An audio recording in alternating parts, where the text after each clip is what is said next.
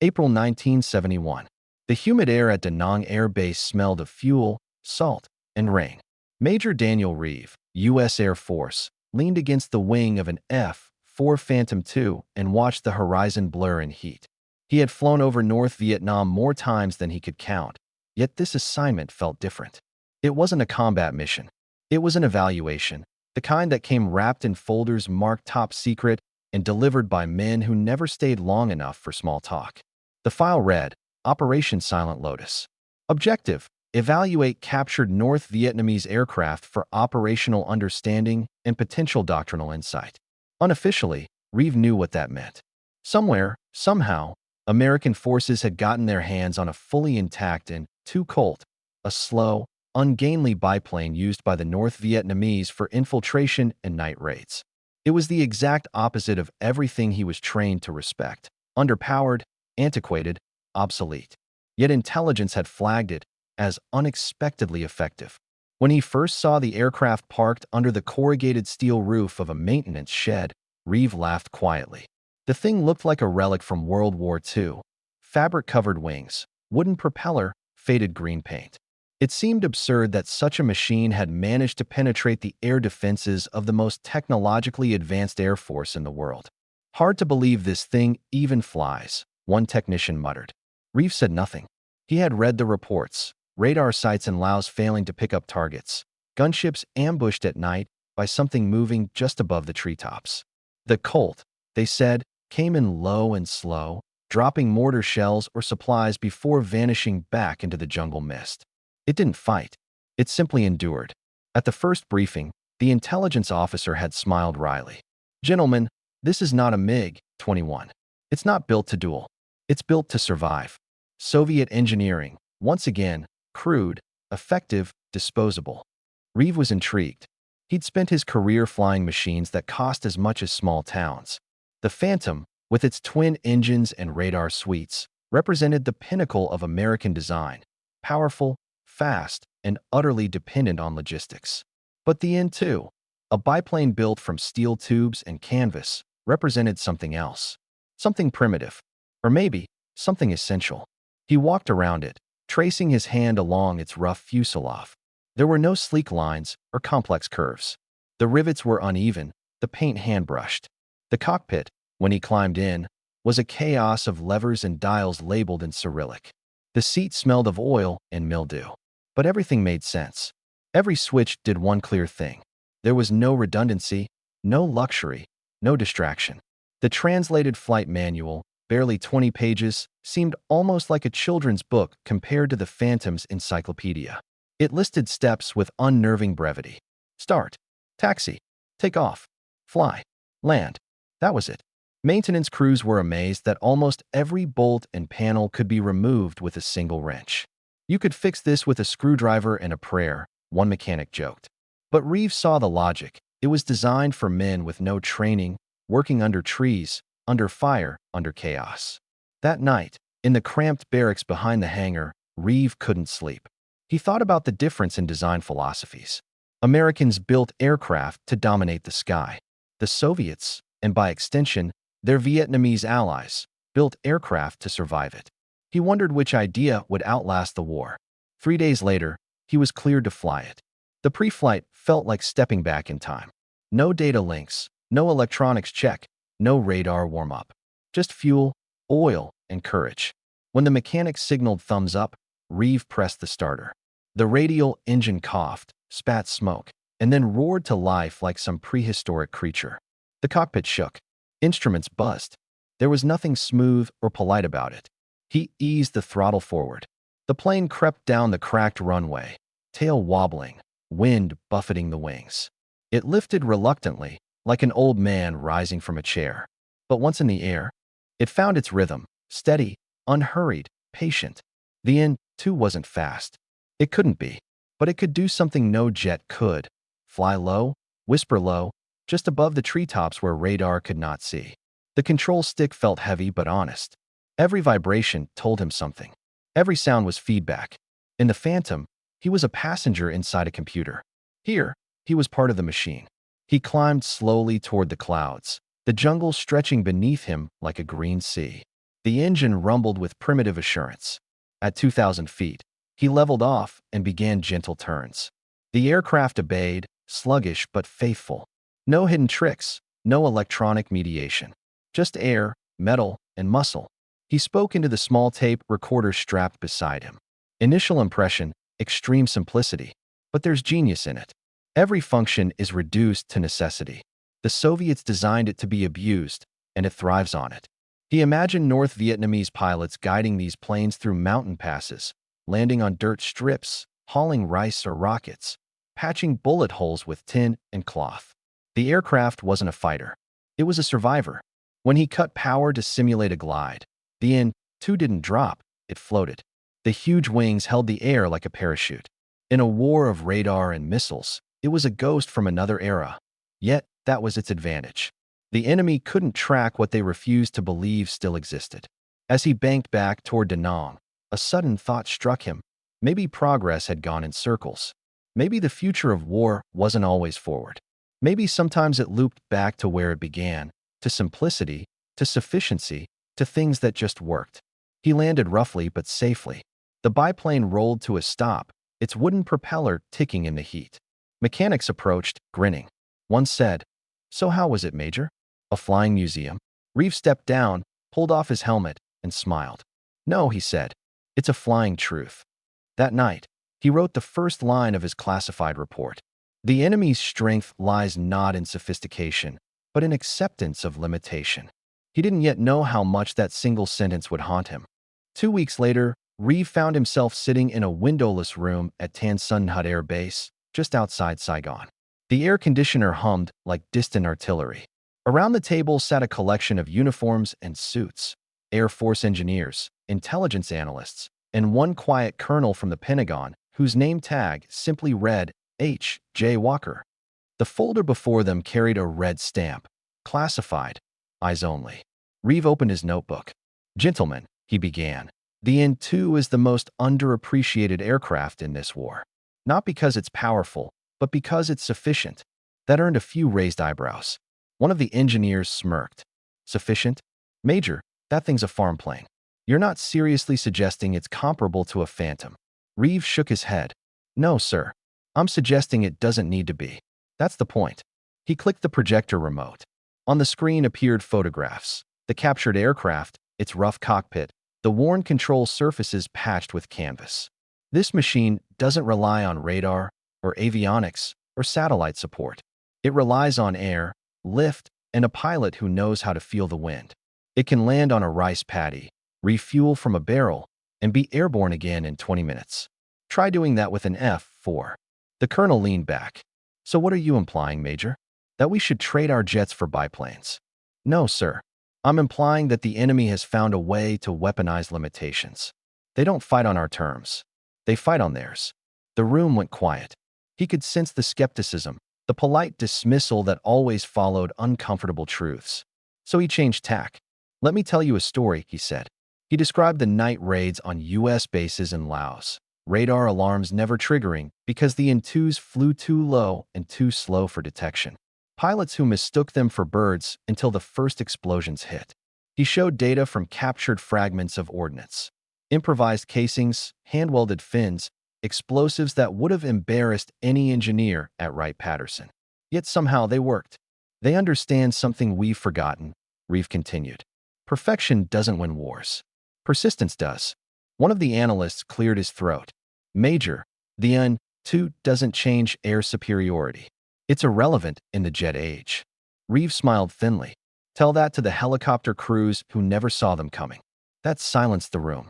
Later that day, back in his quarters, he began writing the official report, methodical as always. The sections came easily: performance, handling, maintenance, tactical value. But when he reached the final section, philosophical assessment, he hesitated. The words that came next would never be welcomed by command, yet he wrote them anyway. The An-2 represents a doctrine designed for imperfection. American air power assumes infrastructure, precision, and control. Communist air power assumes none of those things, and therefore, it never collapses when the plan fails. Their aircraft are not built to excel. They are built to persist. He signed it, sealed it, and sent it up the chain. He knew it would vanish into classified archives.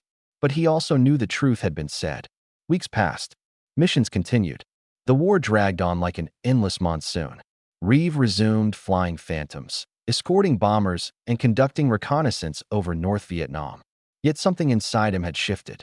Every time he climbed into the F-4's cockpit, surrounded by blinking lights and coded systems, he felt the weight of dependence on mechanics, fuel convoys, and command networks. It was a machine that required an empire to function. And in contrast, he kept thinking about that slow, ugly biplane that could fly from a dirt road and live off the land like a soldier.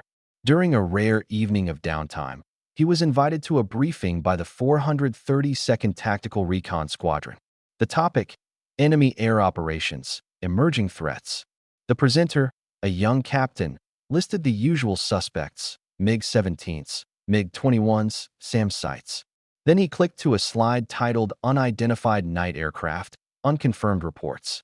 The image was blurry, taken by a ground patrol. A silhouette of an An-2, black against a burning horizon. The caption read, "Target speed, 90 knots. Altitude, 300 feet. Engagement time, 14 seconds." The patrol had destroyed it with ground fire, but only after it had dropped makeshift bombs on their supply depot. Reeve stared at the photo. The thing looked almost innocent, but its simplicity was precisely what made it dangerous. After the briefing, the captain approached him. "Sir, you flew that thing, didn't you?" "I did." "Then you know what's weird?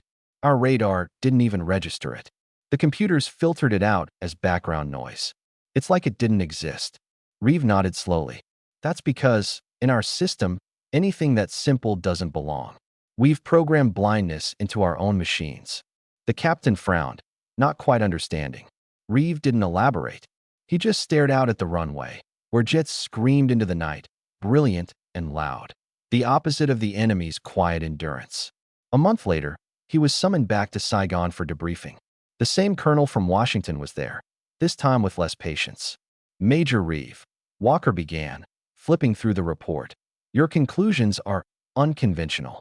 You're suggesting our entire air doctrine is vulnerable to simplicity. That's quite a claim." Reeve replied carefully, "Sir, I'm suggesting that complexity becomes fragility when the environment doesn't cooperate. Vietnam doesn't cooperate." Walker leaned forward. "We didn't spend billions on jets just to be outsmarted by a barn plane." "No, sir," Reeve said quietly. "But maybe we spent billions believing that sophistication equals strength. It doesn't. It equals dependency." There was a long silence. The colonel finally sighed. "You've made your point, Major.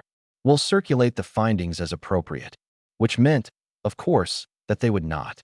As Reeve stood to leave, Walker added, almost as an afterthought, "You pilots always romanticize the enemy. Don't forget who we are. We're the best because we aim higher." Reeve turned at the door. "Sometimes aiming lower keeps you alive longer." Back in Da Nang, Reeve wrote a personal memo, unclassified, to himself, a habit he'd picked up during test pilot school. It read, "Technology is not strategy. Speed is not superiority. Simplicity is not weakness. The jungle has its own logic, and it always wins." He tucked it into his flight log. Years later, that note would outlast every official document he ever wrote. But for now, the war went on. Jets screaming over jungles, bombs falling into mud, and somewhere in the mist, another An-2 lifting off from an unseen clearing, proving his point again and again. Saigon fell for years later. By then, Major Daniel Reeve was back in the States, assigned to Edwards Air Force Base as a systems evaluator for new tactical aircraft. The war had burned itself into him, not the battles, but the paradoxes. He'd watched technology try to impose order on chaos and fail. Now, surrounded by prototype jets gleaming under desert light, he couldn't shake the smell of jungle rot and wet fuel from his memory. One afternoon in 1976, a courier delivered a thick brown envelope from the Air Force's Tactical Doctrine Division. Inside was a letter-stamped request for comment. Internal use only, and a draft paper titled Lessons from Low-Technology Adversaries. Attached to it, in faded carbon copy, was his own report on the An-2, the one he'd written in Vietnam and assumed had disappeared forever. Someone had resurrected it. Scribbled in the margin was a note. "Major Reeve, please update your assessment in light of post-war data." He sat at his desk, rereading the words he'd once written in haste and conviction. They felt truer now than they had then. That night, he began to write again. The first line came easily. The Vietnam War did not disprove technology. It disproved isolation from reality. He structured the paper the way test pilots structured flight reports: context, data, evaluation, conclusion. Yet between the sterile headers, the writing bled something human. He described the logistical nightmare of keeping F-4 Phantoms flying, each sortie dependent on convoys of parts, specialists, and electronics flown halfway around the world. He contrasted that with captured enemy records showing An-2s patched with canvas, refueled by hand pumps, their engines rebuilt with scrap metal, and still operational. He wrote, "A weapon that demands perfection from its environment will fail the moment the environment collapses. A weapon that tolerates chaos will outlive the perfectionist."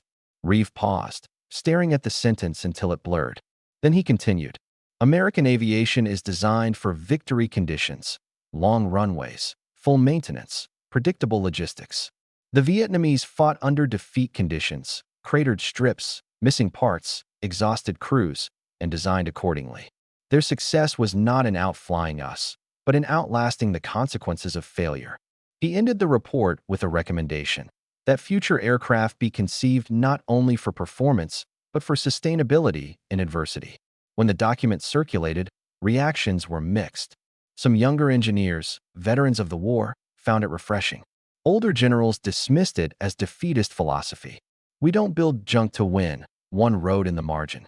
But a few quietly copied his paper for their own files. Years later, the idea would resurface in design meetings for the A-10 Thunderbolt II and the F-16 Fighting Falcon, planes built around the principle of survivability and simplicity.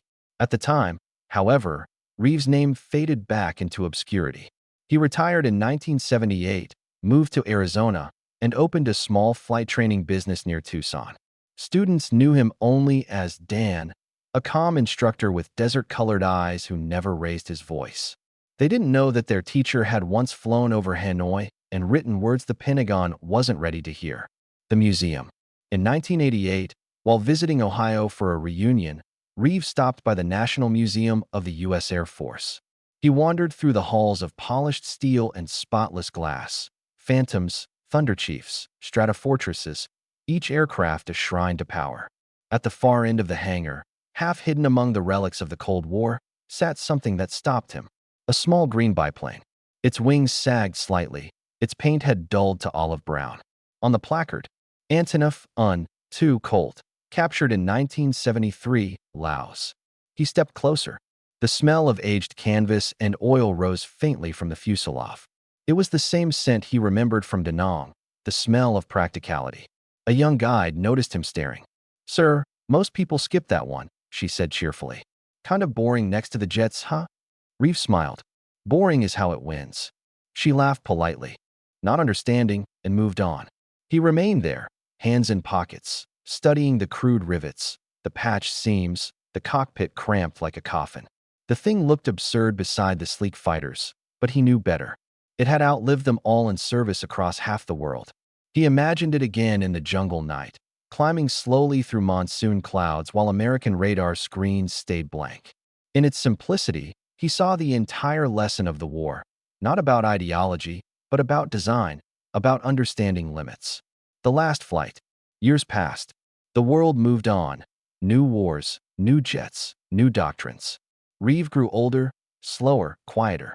On his 72nd birthday, his students pooled money to rent him a restored Stearman trainer for 1 hour. It wasn't an An-2, but the open cockpit, the wind on his face, the trembling wood. It all brought him back. As the desert stretched below, he spoke into the intercom out of habit, as if some unseen recorder were still running. Initial impression, simplicity. Sustained impression, wisdom. He banked toward the sunset, feeling again that rare sense of honesty between man and machine. The airplane asked nothing but skill and respect. No automation, no safety net, only flight. When he landed, he wrote a short entry in his logbook, the last he would ever make. "The jungle taught us this: complexity breaks first. Endurance is the art of accepting imperfection." Epilogue: the forgotten doctrine. In the 2000s, a graduate student researching Cold War air tactics found Reeve's declassified papers in the Air Force archives. They were yellowed, half-forgotten, buried under folders labeled Vietnam, technical lessons. Among them was his handwritten addendum, never published. Future wars will not reward the most advanced machines, but the most adaptable minds. We must design not for dominance, but for continuity. Survival is not an accident of armor. It is an alignment with reality. The student quoted those lines in a dissertation that quietly circulated among defense analysts. Decades later, those words would reappear in presentations about unmanned drones, distributed warfare, and resilient networks. All modern echoes of that old truth Reeve had discovered in a tattered biplane half a century earlier. But Reeve never knew. By then he had long since passed away, leaving behind a modest house, a flight jacket, and that single notebook page framed above his desk. On it, in fading pencil, were the words that had defined his life. Perfection is the enemy of endurance. In the long conflict between sophistication and survival, between brilliance and pragmatism, between the phantom and the jungle had won.